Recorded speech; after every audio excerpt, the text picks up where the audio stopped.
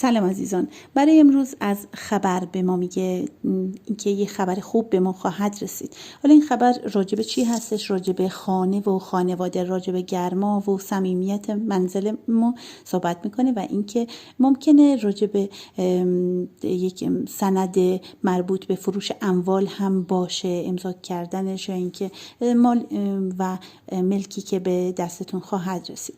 و به هر حال چیزی که هست راجب صمیمیت، گرما، یه خانواده میگه، چیزی که موجب میشه خونه و زندگی مثل یک باغ و گلشن باشه، پر از صمیمیت. نگاه کنید، روشنایی میاد به زندگی و اینکه تا چند وعده هم تا 8 وعده دیگه اینجا به ما پیام داده، صحبت کرده اینکه پر از باغ و گلشن خواهد شد این خونه و زندگی.